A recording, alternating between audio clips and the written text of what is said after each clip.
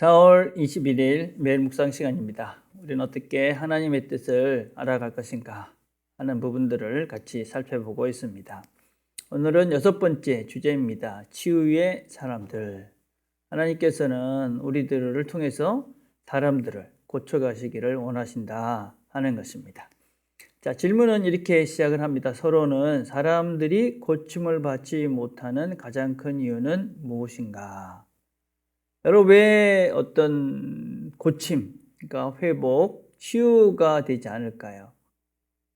여기서 우리가 치유라고 했을 때는 여러 가지 측면이 있겠죠. 질병도 있을 것이고, 관계도 있을 것이고, 나의 성격, 이런 여러 가지 문제들이 있을 것입니다. 자, 그런 것들이 왜 회복이 되지 않을까요? 우리가 먼저 한번 생각을 해봐야 될 게, 첫 번째는, 제일 큰 문제는 본인의 문제가 있죠. 본인. 이 본인의 문제라고 했을 때 또 두 가지가 있습니다. 첫째는 내가 그거를 알아야 되죠. 인정해야 됩니다. 두 번째는 인정하고만 돼서 되는 것이 아니고 행동해야 되는 것이죠. 그러니까 어떤 이야기냐면 우리가 나한테 문제가 있다. 이런 걸 알아야 우리가 이걸 고쳐갈 수 있는데 내 자신의 문제가 뭔지를 전혀 모르는 사람들이 참 많습니다. 문제가 참 많아 보이는데 나는 괜찮다. 이렇게 생각하기 때문에 사실은 어떤 고침, 회복, 어떤 성장 이런 것들을 이제 모르는 것이죠. 그래서 먼저 우리가 내가 앓고 있는 병이 뭔가, 나의 문제가 뭔가 이걸 빨리 알아차려야 우리는 이런 부분에 대해서 고침을 받을 수 있다 하는 것입니다. 두 번째, 이렇게 그냥 단지 아는 것만으로 해서는 안 되는 거죠. 구체적인 행동들이 있어야 되는 거죠. 이걸 내가 고치기 위해서는 뭘 구체적으로 해야 되겠다. 뭘 하면 된다. 내가 어떤 질병이 있습니다. 음식을 많이 먹어서 살이 많이 찌고 있다. 그러면 우리가 당연히 나는 문제가 있구나를 인식하고, 그러고 난 다음에 절제라는 구체적인 행동을 해야 나한테 있는 문제가 해결이 되는 것이죠. 그래서 첫 번째는 우리가 고침을 받기 위해서는 내 자신부터 먼저 시작을 해야 됩니다. 자, 두 번째는 또 무엇이냐면 동시에 우리가 의사를 잘 만나야 되죠. 의사도 중요한 것입니다. 내가 어떤 고침을 받기 위해서는 내 병을 고칠 수 있는 그 사람을 이제 바르게 만나야 되는 거죠. 그래서 좋은 의사를 만나면 우리가 내 병의 질병을 정확하게 판단을 하고 고쳐갈 수 있다. 그래서 우리가 이 두 가지 이유가 있는 거죠. 내 자신의 문제가 있을 것이고 고침을 받지 못하는 이유는, 그 다음에 이걸 고칠 수 있는 그 의사의 문제가 있는 것이죠. 이 두 개가 문제가 생기면 우리는 치유가 되지 않습니다. 자, 어떻게 우리가 이 부분을 우리가 생각하면서 어떻게 우리의 질병, 우리의 문제들을 예수님 안에서 해결해 갈 수 있을까? 이 얘기입니다. 자, 오늘 본문을 우리가 같이 살펴보면 마가복음 2장 1절부터 12절까지의 이야기입니다. 우리가 이제 잘 아는 이야기잖아요. 예수님께서 가버나움에 가셨습니다. 근데 거기에 중풍병자 어떤 사람이 있었습니다. 그래서 그 친구들이 4명이, 더 많을 수도 있는데 4명이 이 친구를 데리고 옵니다. 그런데 그 집 안에 너무 사람들이 많아서 들어갈 수가 없었습니다. 그래서 이 친구들은 지붕을 뚫고 들어가서 이 친구를 내립니다. 그래서 예수님께서 그들을 이제 중풍병자를 고쳐주시죠. 근데 이 중풍병자를 고쳐주시면서 주님께서 내 제상을 받았느니라, 이렇게 말씀하셔서 그것들 때문에 거기 앉아있던 서기관들과 여러 가지 논쟁이 일어났던 그런 이야기가 오늘 우리가 읽었던 본문입니다. 자, 한번 질문으로 가봅시다. 1번, 중풍병자가 치유를 받기 위해 예수님께 가는 길에 장애가 되었던 것은 무엇인가? 오늘 본문에 뭐라고 얘기하고 있습니까? 자, 2장 2절을 보시면 이렇게 되어 있죠. 2장 2절을 봅시다. 많은 사람들이 모여서, 이렇게 되어 있습니다. 많은 사람들이 모여서 문 앞까지 들어설 자가 없게 되었는데, 자, 많은 사람들이 있었기 때문에 예수님께 가는데 어려움이 있었다. 자, 우리가 어떤 문제 해결을 하는 데 있어서 항상 우리가 이제 기억하고 접근을 해야 될 게 뭐냐면, 문제를 그냥 뚝딱 해결되지는 않는다. 문제가 그냥 뚝딱 해결되면 문제가 다 없겠죠. 분명히 어떤 문제를 해결해 가고 또 어떤 치유의 과정을 밟아가는 데 있어서는 분명하게 우리가 어떤 문제에 봉착할 수 있다. 그래서 그 문제가 있을 수 있다라는 것을 전제되는 것은 대단히 중요합니다. 어려움이 있을 수 있다 하는 것이죠. 자, 그런데 그 어려움들, 우리가 이제 신앙의 여정 속에서도 여러 가지 어려움들이 있을 수 있죠.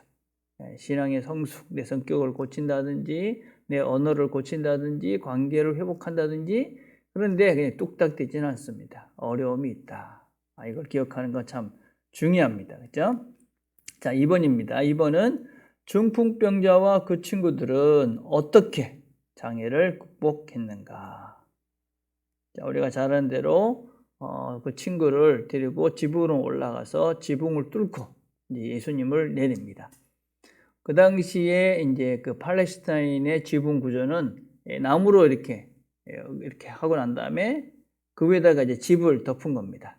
그러니까 이제 그 집을 뜯어내고, 그리고 나무를 걷어내고, 그리고 위에서부터 이 친구를 내린 것이죠. 네. 자, 이 일은 쉬운 것은 물론 아니었고, 또 여러 사람으로부터 참 어떤 면에서는 그 욕을 먹을 만한 그런 짓이었습니다. 그 밑에 예수님이 이렇게 있는데 그 위에 올라가서 그걸 뜯고 그냥 먼지를 풀풀 날리고 했으니 많은 사람들에게 지적을 받고 또 비난을 받았을 것이 분명합니다. 자, 우리가 이런 면에 있어서도 우리가 잘 이제 생각을 해봐야 되는 문제가 있는 거죠.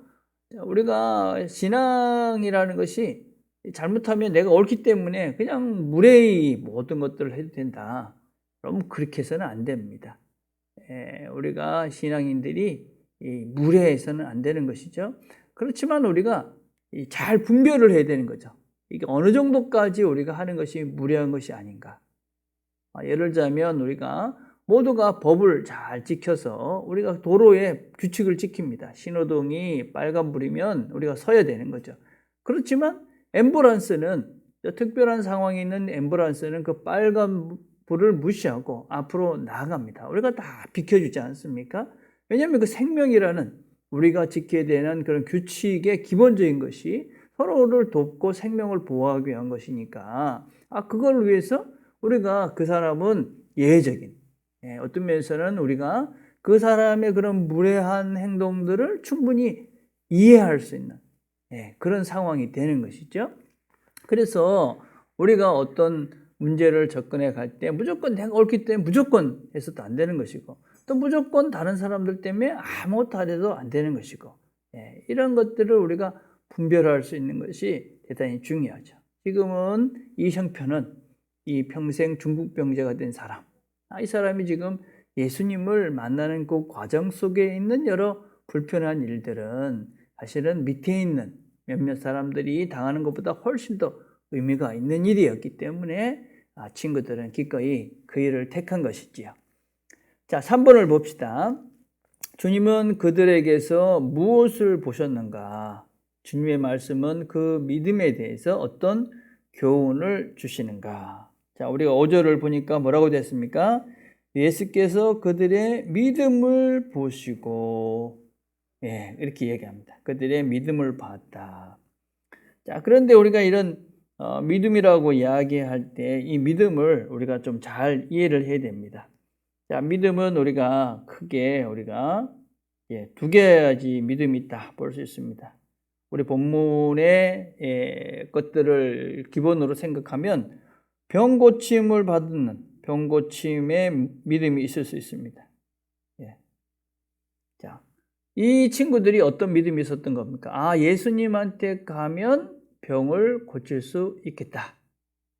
이게 이제 믿음입니다. 여러분, 이런 것들을 조금 우리가 다른 얘기하면 일반 은총 속에 있는 믿음입니다. 그래서 사실은 믿지 않는 사람들도 예수님이 아니더라도 이런 믿음 때문에 병 고침을 받는 사람들도 있습니다. 이게 어떤 자기 암시일 수도 있고 또 하나님께서 만들어 놓으신 그런 자연의 원리일 수도 있습니다. 어쩌든지 그건 자기가 사실은 이렇게 나을 수 있다라는 그런 의지적인 또 그런 심리적인 그런 것들 때문에 우리가 병을 낫는 경우들도 있습니다. 그래서 이거는 일반 은총입니다. 그렇죠? 그렇지만 우리가 말하는 믿음의 대부분은 뭡니까? 구원받는 믿음입니다. 구원받는 믿음. 이걸 우리는 특별 은총이다 이렇게 이야기합니다. 자, 하나님께서 지금 예수님께서 말씀하시는 이 믿음, 첫 번째 믿음은 어떤 면에서는 그냥 이 사람들이 나한테 오면 병을 나을 수 있겠구나 하는 믿음이라고 볼 수 있었을 것입니다. 그런데 주님께서는 그것을 그 자리에 그 예수가 누군지를 모르는 그 상태의 믿음에 머무르시기를 원치 않으셨습니다. 자, 그래서 우리가 이제 4번 질문을 한번 생각을 해봅시다. 4번, 중풍병자를 치유하시면서 치료가 치유입니다. 주님이 선언하신 내용은 무엇인가? 주님 뭐라고 그랬습니까? 그들의 믿음을 보시고 내 죄사함을 받았느니라. 죄사함을 받았느니라.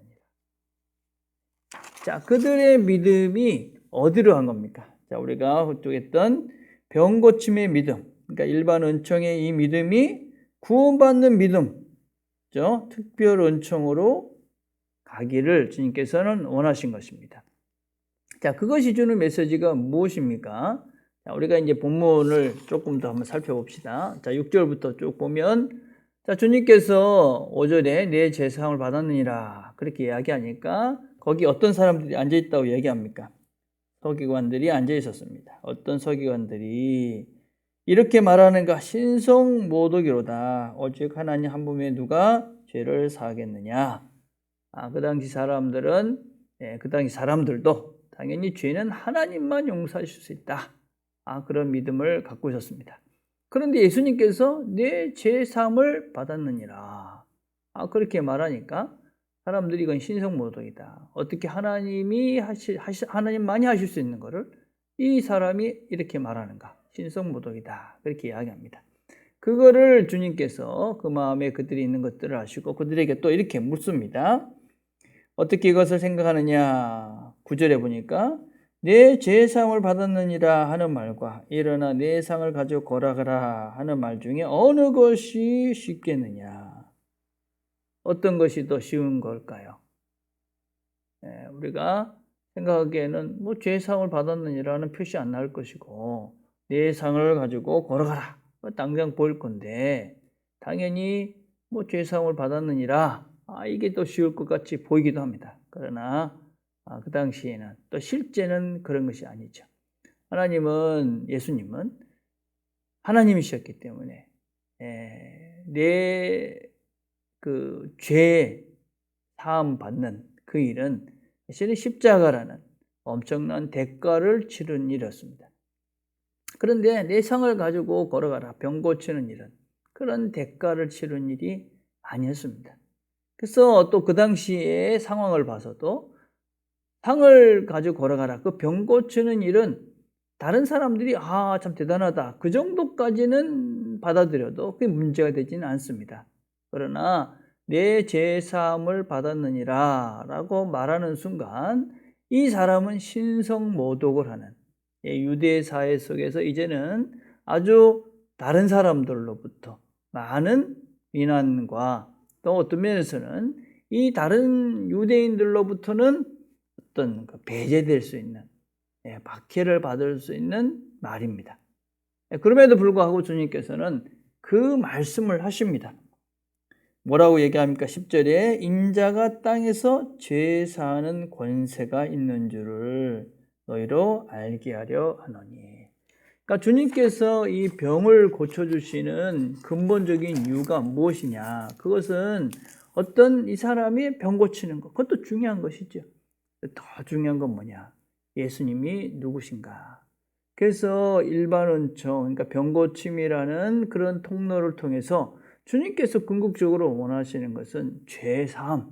그래서 그들이 예수가 누군지를 알고 영원한 삶, 영생에 대한 새로운 소망을 갖고 하나님을 믿는 그 신앙으로 들어가기를 원하시는 것이 주님께서 원래 원하셨던 내용이다라고 할 수 있습니다. 그래서 우리가 이 땅에서의 문제도 참 중요합니다. 또 이 땅에서의 문제를 해결하는 것도 우리에게 필요합니다. 더 중요한 것은 그런 것보다도 훨씬 더 크고 더 근본적인 그런 하나님과의 관계, 예수님과의 관계. 그래서 예수님이 누군지를 알고, 그래서 근본적인 문제가 해결돼야 되는 거죠. 내 개인적인 어떤 문제들, 이런 것들, 물론 어떤 것들은 주님이 그런 것, 여러 복잡한 문제가 있지만 근본적으로 내 삶에서 문제가 있고 또 내 성격, 성품, 관계 문제가 있다. 그러면 그 근본적인 문제가 뭔가를 봐야 되는 거죠. 과연 내가 예수님과의 관계 속에서 이것이 바르게 형성이 됐는가? 또 예수님을 통해서 내가 이런 것들이 회복이 되어져 갔는가? 그래서 우리가 예수님께서 원하시는 것은 이런 표면적인 것들을 통해서 근본적인 것들을 해결해 가시기를 주님은 원하신다. 우리는 그 예수님께서 우리의 온전한 치료자이심을 알기 때문에 그분에게 가서 이 근본적인 치료를 받는 것이지. 자, 5번을 해봅시다. 5번 야고보서 5장 13절에서 18절을 읽고 매절마다 빠지지 않고 나오는 단어를 찾아보라. 그 의미가 무엇이라고 생각하는가? 13절부터 쭉 읽어보시면 고난을 당하는 자가 있느냐? 뭐라고 얘기하고 계십니까? 기도할 것이요. 기뻐할 자가 있느냐? 찬양할 것이다. 병든 자가 있느냐? 어떻게 하랍니까? 기도할지니라. 너희 죄가 서로 고백하고 병낫기를 위해서 서로 기도하라. 엘리야가 비가 오지 않기를 간절히 기도한즉 3년 동안 비가 오지 않냐고 다시 기도하니까 하늘이 비를 내려 땅에 열매를 맺었느니라. 그래서 계속 반복되는 말씀이 뭡니까? 기도하라 하는 것입니다. 기도하라. 우리의 삶 속에서 문제가 있을 때, 고난을 당하고 병이 들고 또 우리 어떤 사회적인 문제가 생기고 이럴 때 기도하라 하는 것입니다. 자, 그럼 6번을 한번 봅시다. 치유의 통로가 되는 믿음과 기도는 어떤 연관성이 있는가? 우리가 이 잘못 오해하면 이 기도라는 것이 뭔가 요술방망이 같은 그런 생각으로 기도를 이해하는 분들이 계십니다. 하나님께서 기도를 통해서 내 문제를 해결해 주셨다. 그런데 제일 중요한 게 뭡니까? 하나님이시죠. 하나님이 해결해 주셨다. 기도는 빠져도 사실 되는 거죠. 근데 하나님께서 나의 기도라는 통로를 통해서 하나님이 문제를 해결해 주셨다. 이렇게 되는 건데 우리는 이 기도가 중요하기 때문에 이 기도를 해서 내가 나았다. 이렇게 오해를 하는 거죠. 기도는 그런 도구가 아니고 기도라는 건 뭐냐 기본적으로. 기도는 믿음인데 어떤 믿음이냐.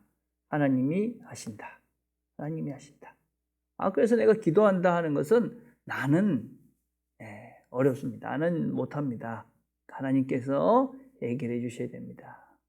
그래서 하나님께 내 문제, 내 어려움, 내 근본적인 것들을 하나님께 내려놓는 것이 그게 기도인 것이죠. 그렇죠? 그래서 우리가 기도는 아무리 많이 해도 그 기도를 자랑할 수 없는 거죠. 그래서 다 기도를 많이 한다. 그거는 기도를 잘 모르는 거죠. 그렇죠? 그래서 우리가 이제 믿음이라는 것은 무엇이? 믿음이 좋은 사람 기도를 많이 합니다. 당연한 것입니다. 믿음이 좋다. 하나님이 하신다는 것이기 때문에 거기에 맡기기 때문에 기도를 많이 하는 거죠. 그래서 우리가 이 기도라는 것과 믿음이라는 것을 잘 이해하셔야 되는 거죠. 그래서 우리는 기도라는 것은 하나님이 하신다. 그걸 인정하는 겁니다. 그래서 기도가 어떤 도구화돼서는 안 된다. 믿음 있는 사람들은 기도할 수밖에 없다 하는 것입니다. 자, 이제 이런 것들을 전제로 해서 우리가 한번 생각을 해보는 겁니다. 삶의 실천. 내 주변 사람들 중에 상처 입은 사람은 없는지 생각해 봅시다. 어떻습니까? 상처 입은 사람. 여러분 있겠죠. 근데 있는 중에 나도 있는 거죠. 나도 문제가 있다. 모든 사람 중에 나도 문제가 있다. 내 문제도 잘 보셔야 합니다. 우리가 내 자신이 문제가 없다. 나는 괜찮다. 이 정도 이러면 이제 정말 문제가 더 커지는 거죠. 나도 문제가 있다. 내 문제는 뭔가 이런 것들을 먼저 살펴보고 그것들을 고쳐가야 되는 거죠. 그리고 이제 정말 참의사 되시는 주님 앞에 내가 나가서 고침들을 받아 가야 합니다. 이제 그걸 먼저 해야 우리가 주님이 나를 고치듯이 다른 사람도 고치시겠구나. 이러고 우리가 이 다른 사람의 고침, 회복을 도울 수가 있는 거죠. 그렇죠? 자, 그래서 치유가 필요한 사람은 모든 사람들입니다. 모두가 다 부족한 것들이 있습니다. 그렇죠? 무엇 때문에 아파할 수 있을까요? 모르는 거죠. 그렇죠? 우리가 왜 아픈지 우리는 다 모릅니다. 그러나 다양한 이유가 있는 것이죠. 모른다. 어떤 사정, 어떤 면에서 이유가 있는지, 어떤 그 속에 우리가 알지 못하는 많은 스토리들이 있는 것입니다. 그렇죠? 그래서 그것들을 함부로 이것 때문이야 이렇게 단정지어서 사람을 판단하거나 또 비판해서는 안 되는 겁니다. 그래서 사람들은 무엇 때문에 아파하고 있는데 모르는 거죠. 많은 이유가 있습니다. 나는 그들을 어떻게 도울 수 있는가? 중요한 것입니다. 우리가 믿는 우리가 특별히 우리가 신앙인들이 다른 사람들을 잘 돌봐야 됩니다. 돌보는 데 있어서 아픈 사람들, 힘든 사람들, 여러분들이 주변에 조금 눈을 들어서 이렇게 보면 그런 사람들이 보일 것입니다. 자, 그럼 그런 사람들을 어떻게 우리가 회복시켜 갈 것인가? 주님께서 우리에게 이 일들을 맡기신 겁니다. 이 중국병자던 사람, 이 친구들이 이 중국병자를 데리고 가서 주님 앞에 데리고 가서 그들을 고쳤듯이 이 역할을 우리가 이제 해야 되는 겁니다. 그럼 어떻게 우리가 구체적으로, 실제적으로 할 수 있을까? 우리가 세 가지만 생각을 해봅니다. 첫 번째는 묻지 말고 내가 할 수 있는 걸 해라.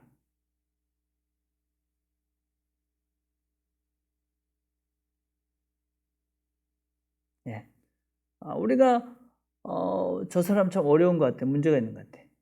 왜 그래? 그럴 필요가 없는 겁니다. 그러시면 사실은 이제 문제 해결은 더 안 됩니다. 그냥 어려운 것 같다. 그럼 내가 할 수 있는 걸 하는 겁니다. 여러분 기도하시든지 전화를 한번 하시든지 아니면 같이 밥을 먹자고 하시든지. 그래서 그냥 우리가 내가 지금 할 수 있는 그 작은 일을 그냥 하는 겁니다. 더 이상의 뭔가를 대단한 것들을 또 뭔가 내가 뭐 자꾸 말을 시킨다든지 그럴 필요가 없는 겁니다. 누가 문제 있는 것 같다. 밥 먹자. 밥 먹으러 가서 문제가 뭐야? 그러지 마시고 그분이 얘기 안 하면 밥만 먹고 그냥 오는 겁니다. 그게 이제 첫 번째 우리가 아픈 사람을 도울 수 있는 시작이죠. 자, 두 번째는 무엇이냐면 그냥 그 힘듦을 그대로 인정하라 하는 것입니다. 사람들은 각자의 어떤 그 힘듦의 무게, 그 크기가 다릅니다. 나는 뭐 한 10쯤 돼야 아픈데 어떤 사람은 2개 돼도 아픕니다. 나는 10쯤 되면 아픈데 어떤 사람은 20개 돼도 안 아픈 사람들도 있습니다. 다양하죠. 우리가 사람들이 다 다르니까. 근데 그 사람이 아픕니다. 아픈 거죠. 참 어려운 것입니다. 그죠? 그냥 그 사람이 아프다. 아프구나. 그게 뭐가 아파? 나봐. 나는 너보다 몇 배. 이러면 안 되는 거죠. 그래서 그 사람이 이야기하는 것을 들어주시고 그냥 그대로 그래, 그렇구나. 힘들었구나. 힘들겠구나. 그래서 그대로를 인정하는 것입니다. 자, 세 번째는 뭡니까? 기다려주는 겁니다. 성급하게 그냥 해결책을 자꾸 제시를 하지 마시고 옆에 같이 있어주는 겁니다. 내가 옆에 있다. 그것만 있으면 됩니다. 여러분, 이 방법이 이제 주님이 하신 방법입니다. 주님께서 우리에게 물어보지 않으십니다. 당신이 하실 수 있는 그 십자가를 대신 지신 것이죠. 그리고 우리의 아픔들을 다 하십니다. 주님 아픈 것과 비교가 되겠습니까? 우리의 고난이. 그런데도 나를 안다, 너를 사랑한다, 그렇게 말씀하시면서 우리의 아픔들을 그냥 봐주시고 계는 거죠. 그대로 우리가 똑같은 마음으로 우리 인정해 주시잖아요. 그리고 우리가 주님 앞에 올 때까지, 주님 앞에서 우리 자신들을 내려놓을 때까지 주님은 끝까지 기다리시고 우리를 포기하지 않습니다. 여러분, 이런 마음으로 우리가 주변에 아픈 사람들, 힘든 사람들을 돌아볼 때 우리가 주님이 원하시는 치유자의 그 귀한 일들을 감당할 수 있게 될 것입니다. 우리의 새길 말씀은 여호와께서 예루살렘을 세우시고 이스라엘의 흩어진 자들을 모으시며 상심한 자들을 고치시며 그들의 상처를 싸매시는 도다. 상처를 싸매시는 주님, 하나님, 저는 우리도 다른 사람들의 상처를 치유해가는 저와 여러분 되기를 간절히 바라겠습니다. 기도하겠습니다. 하나님 아버지, 감사합니다. 오늘도 저희들이 무엇을 하며 살아야 되는지 말씀을 통해 배우게 하신 것 감사합니다. 배워싸우니 잘 기억하고 잘 실천해 갈 수 있도록, 순종해 갈 수 있도록 주님 함께하여 주옵소서. 예수님의 이름으로 기도드립니다. 아멘.